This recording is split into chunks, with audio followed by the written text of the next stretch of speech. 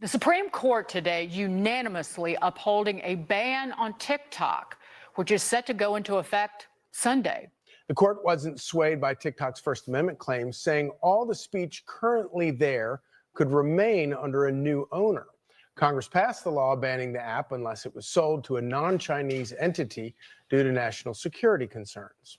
Instead of taking the hint, many Americans are now turning to another Chinese app, nicknamed RedNote, which actually translates into Little Red Book, as in communist leader Mao's book of quotations that came out, the Little Red Book.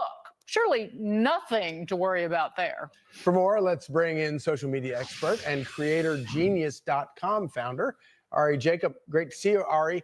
So are you going to go over to Mao Zedong's Little Red Book? Absolutely not. And I would encourage you not to either. No, why? Well, mainly because we don't know what they're going to do with our data. And not just that, when you sign up for the platform, it actually tells you you're giving away your IP, your name, your likeness, and we don't have to pay you for it. We just own it.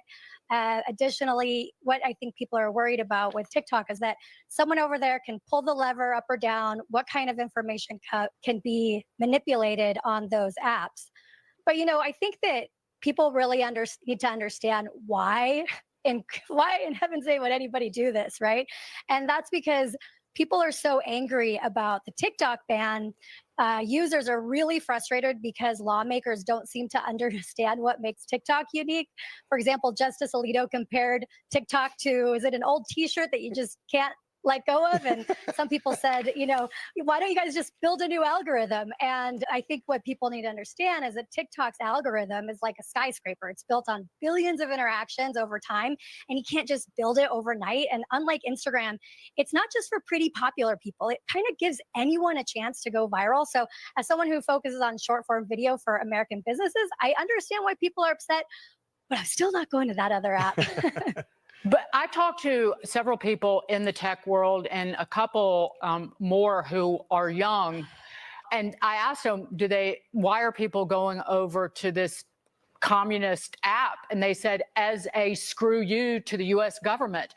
They know that it's ultimately controlled by China, the Communist Party of China, and they don't care. They didn't care with TikTok, and now they know, and they care even less. They are angry that their lives revolve around TikTok, and their lives have so for several years, and the people in Congress just pulled the rug out from under them. And so it's really a middle finger to people in Congress.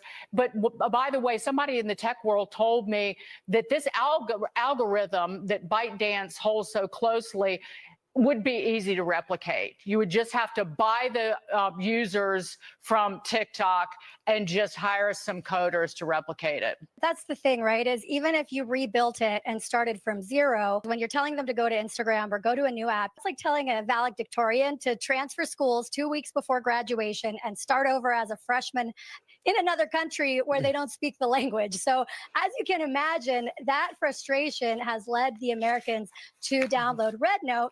And RedNote operates under strict Chinese censorship and shares its data with the CCP. And people are saying, was it inspired by Mao Zedong's Communist Handbook? Or, if you believe Wikipedia, Stanford and Bain Capital and maybe even Mitt Romney.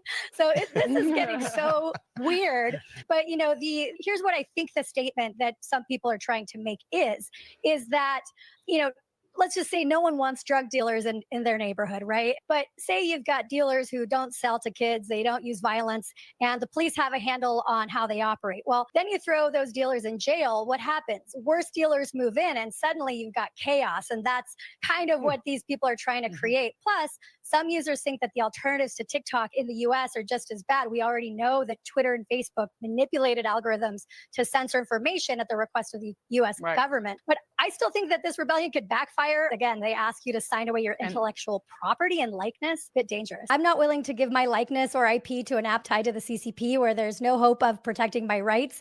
It's like being mad at your landlord. So you move in with someone who's openly told you that they're going to take all your stuff and never let you leave. Signing your data over to the CCP isn't the answer. It's a a risky protest that will likely backfire. Yeah, and it's not really any better than Instagram's Reels. All right, Jacob, thank you so much. Great to see you.